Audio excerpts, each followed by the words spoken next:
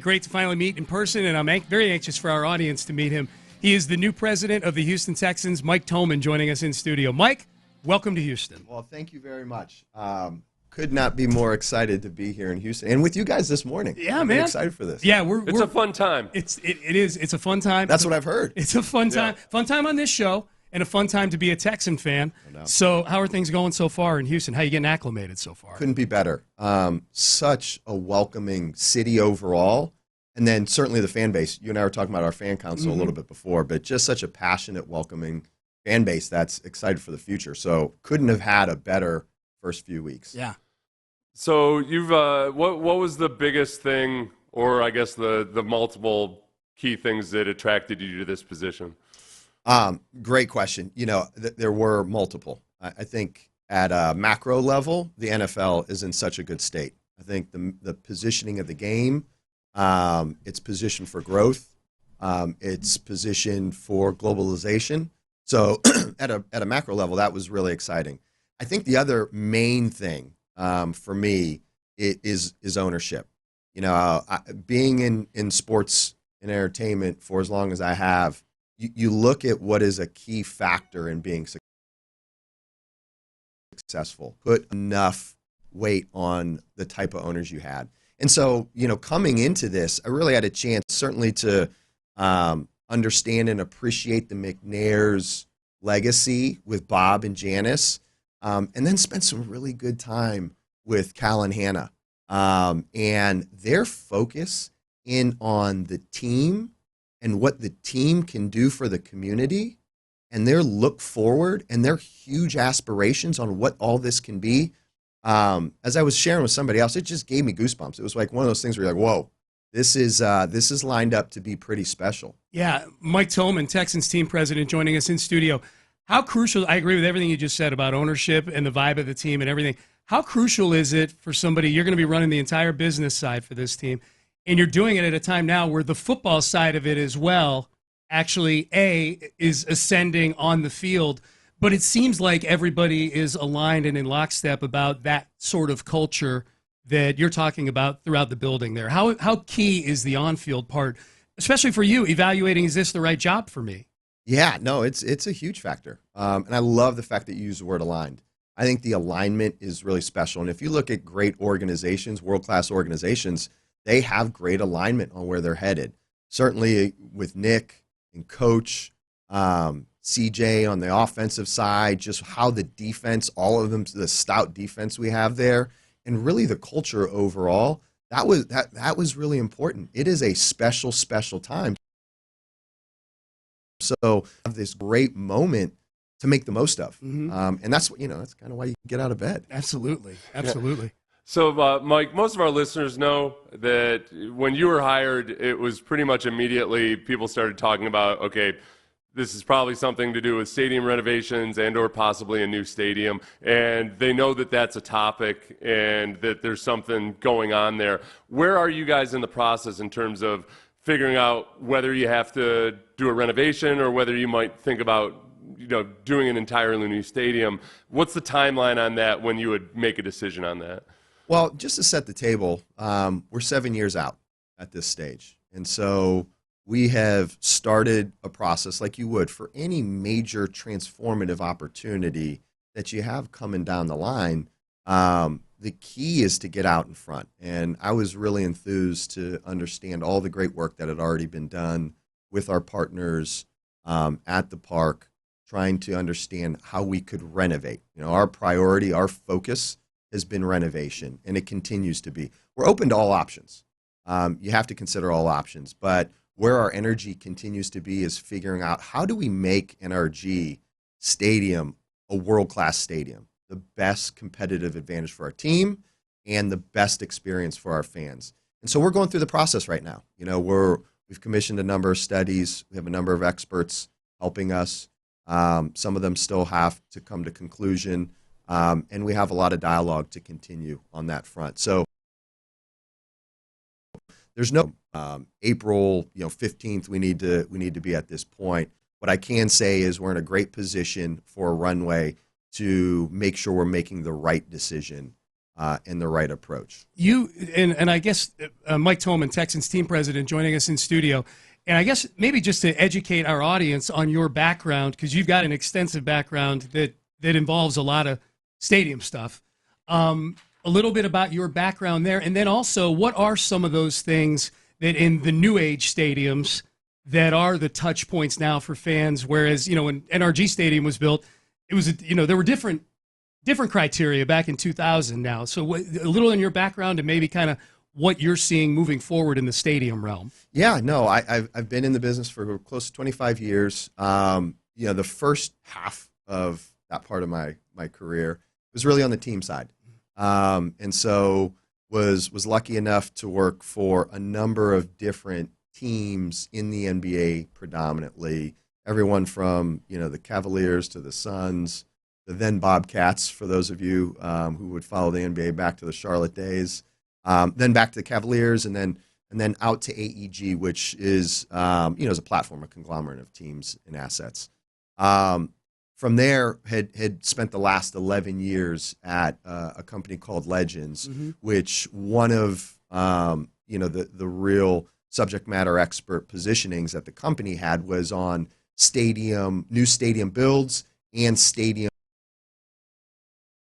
renovation. Spent a good number of hours, times, days, weeks on really special new builds like SoFi Stadium, Allegiant, had different engagements with certainly when we thought about the Niners building their first stadium, and then most recently with Highmark in Buffalo with the Buffalo Bills, but also spent a lot of time on renovations as well. I spent a good amount of my time in Madrid, Spain with Real Madrid. The Bernabeu just went through a $800 million renovation on that place. So, I walk away feeling very fortunate to have a knowledge base of what are best practices, where is the business going, where is the fan experience going, and as I like to say, sometimes equally as valuable, what are the missteps? What are the missteps along the way that you want to mitigate those risks? And so excited to bring those to the table for the Texans. And to the last part of your question, when it comes to do with experience, that's the key when you really think about it. Now, there's a lot to do when you think about infrastructure, and certainly as you aptly pointed out, this building was built, when we're done with it, over 30 years ago. Yeah. There was a different thought process on how you use a building to support a great experience. And certainly the world has progressed and improved on how you structure in the ability to support a great fan experience, which at the end of the day is how do you make sure the fans love coming here? You take out all the friction so it's easy to get here. It's easy to come early. You want to come early. It's easy to consume the game in the way that you want, and you want to stay late, and you want to do it for generations. And so all that infrastructure is really focused in on how do we support a great fan experience. Yeah, I guess that's one of the things that intrigues me, just on the nuts and bolts side of things. I saw you with Mark and John talking about getting guys into the stadium earlier and enticing them to come into the games earlier. What do you do for that? What are the big things that you can do to make a stadium more accessible and more enticing to be there in your seats at opening kickoff? Yeah, well, I think one, just to put an exclamation point on how important that is, because this is about the fan experience, and the fan experience ties into a competitive advantage for the team on the field. To have the stadium packed before opening kickoff, to have the Texans know that we have an advantage with our fan base from the moment we kick off, that's huge. And that's an important piece of why this all needs to your word, be aligned. How do you do that? Well, one, you make ingress easier on just how it's set up. And I mean ingress not only on, we think about the fan journey from the moment that they're pulling out of their house. What is that journey like to the moment that they're walking into the building? Certainly there's infrastructure things. How do you make areas larger to gather? How do you make it more comfortable to have seating before the actual game? How do you have offerings that people want to come for food and beverage or other entertainment? A lot of that has to do with the bones of the building, and how do you make these great places for people to congregate? And so the different ways you can do that is key, especially when you think about, hey, we have people who are coming because they're super fans. Where they want to congregate and how they want to congregate, that could be a little different than if you're coming with your family. And that could be a little different than if you're coming to entertain clients or, give some sort of incentive to your top employees. Those are three very different uses for the experience, but three very important experiences that we want to be able to serve. We really want this to be the showcase for all those people for Houston. Mike Tomon, Texans team president, joining us in studio. For you personally, you've had a chance to work with, alongside some of the biggest names in ownership in sports. What's that been like for you, and how much do you kind of sponge from them to put together either your management style or kind of put, your set of beliefs in how you attack things every day? Yeah, it's one of my favorite topics. And full disclosure, I Forrest Gump my way into all those great leaders. It was nothing that respect. Yeah, it wasn't like, oh gosh, I'm going to be really prescriptive and I know how to do this and I'm going to go after that. Certainly early later. Yeah. But I think there's a couple places I'll take that. One is when you have great opportunities like a stadium development, renovation being the focus. But when you have these great opportunities, how do you take the care to optimize that situation? And for instance, that's why you're out 7 years early and you're having those conversations. But the preparedness to go in and to clearly have your vision on what that wants to be, those are things that certainly saw in Cal and Hannah, that, they know who they are, they know who they want us to be, and they know how important Houston is and the fan base with clarity. And so clarity is a really big piece, I think, that I certainly took from different leaders and owners. The other piece I would say is the importance of, we call our teammates at the Texans throughout the organization. Our teammates and the culture. I remember sitting with Cal and Hannah and asking, there's so many great opportunities here. How do we prioritize them? Where should I be focused out of the gates? And they were emphatic on culture. Culture with the team and the organization, and spending time with our people and our fans makes all the difference in the world. And so that's where I've been the last 4 weeks and will be for a little while. But those were big takeaways for me. Yeah. Mike, explain this to me like I'm a radio host that doesn't have as good a grasp on this as he should. Just imagine that for a moment. Let me get into that mindset first. Yeah, okay, got it. Well, or just a lot of our actual shit between the Texans and the rodeo and how all of that works together to kind of share that property. Yeah, I mean, there are partners at NRG Park. We have our partnership from the beginning of the stadium, and really the entire park opening has been something that certainly we cherish. I think our partnership with the rodeo has been a very productive one.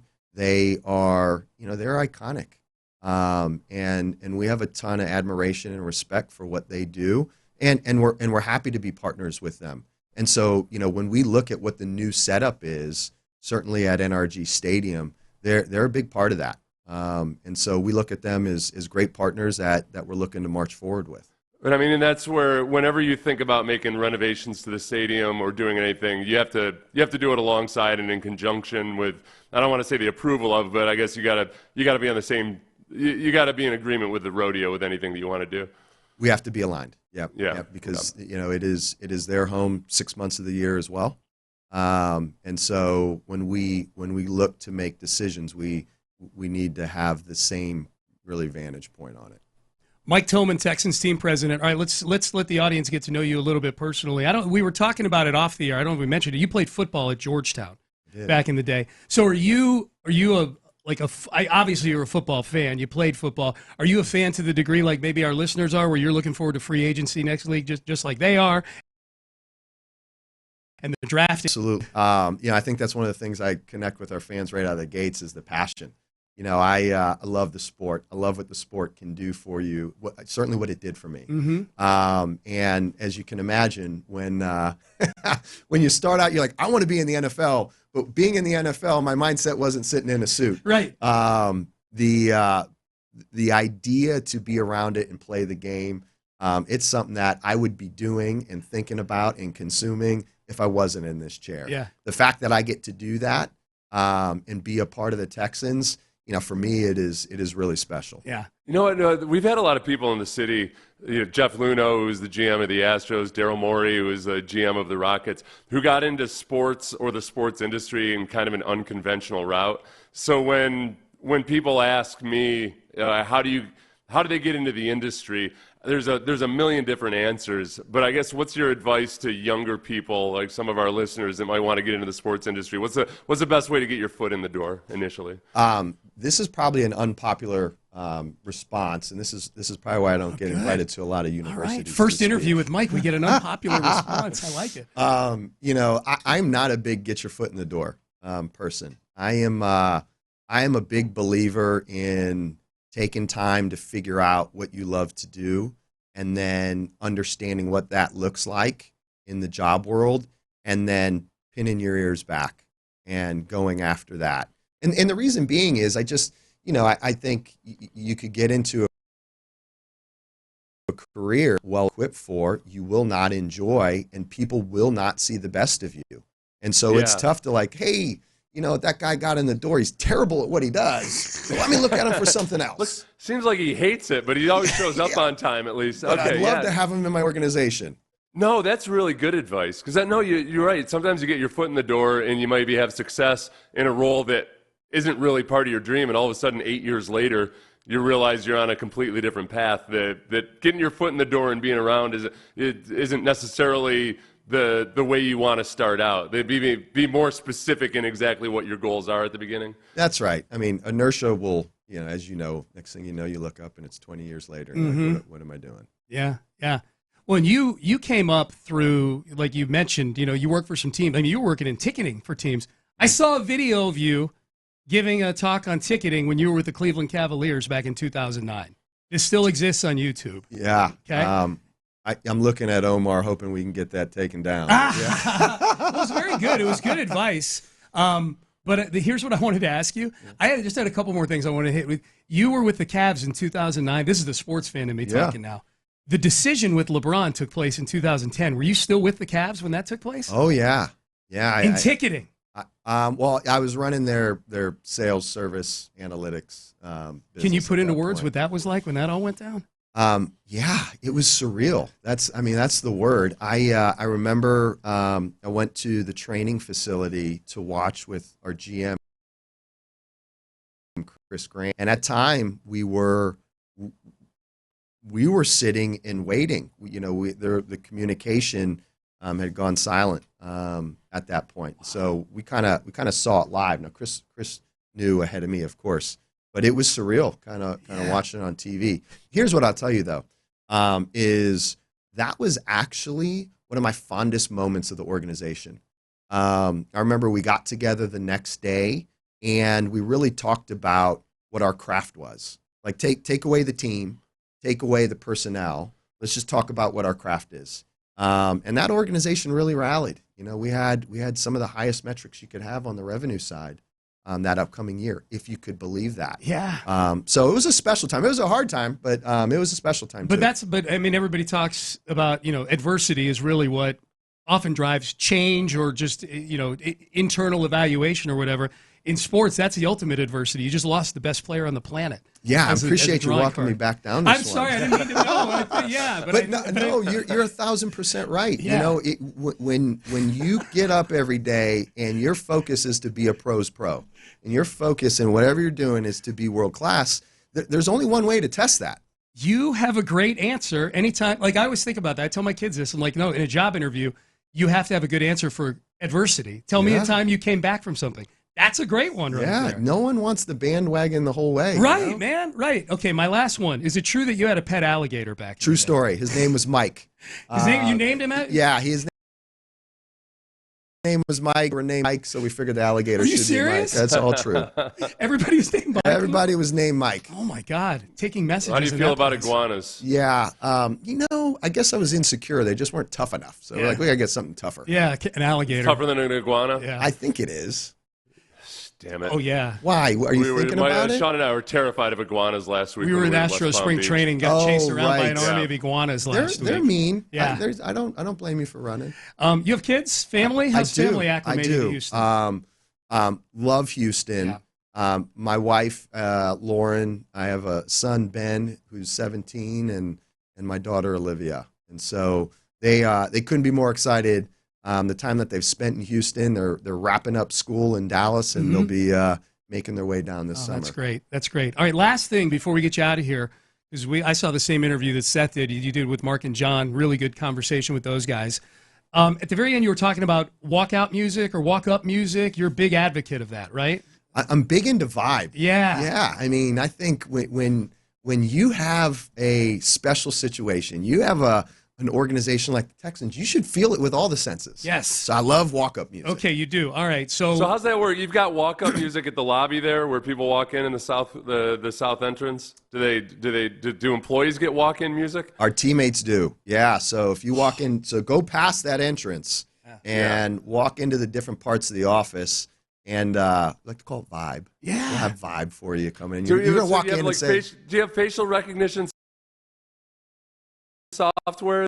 Or Are you pressing like play on a boombox? We got a boombox. It's actually a CD player. Our one of our legal leads is our DJ. I love that. Yeah. Oh, I love that. Okay. Well, but that's on the. I'm sure it's on the list, Seth. Stadium renovation, facial recognition software for the vibes. Yes. I'll put it on the list of things that you've never done for me, Sean. Yeah, that's true. All right? See, and I'm becoming a better person by having this conversation. It's going to have. Well, I asked that because Nick Caserio, the general manager, comes on our show pretty frequently, and he demands that the WWE Degeneration X theme song plays as he is coming on to the show. I like that. He's a big vibes guy also. He is. I think we connect on a lot of spaces. I think my walk-up music was Enter Sandman. So it's kind of the same genre. All right. Well, you're going to be on with us again down the road, so I got to know. You got to let us know if Enter Sandman is what you want when you come on. That's what you'll have. But Mike, this is great, man. This is great to meet you, and I'm sure the audience is saying the same thing. Great to get to hear from you, and we're looking forward to obviously a ton of success on and off the field with you moving forward. So appreciate you coming in studio. You guys are the best. I appreciate you having me. Good stuff. Mike Tomon, Texans president, joining us here on Payne and Pendergast on Sports Radio 6.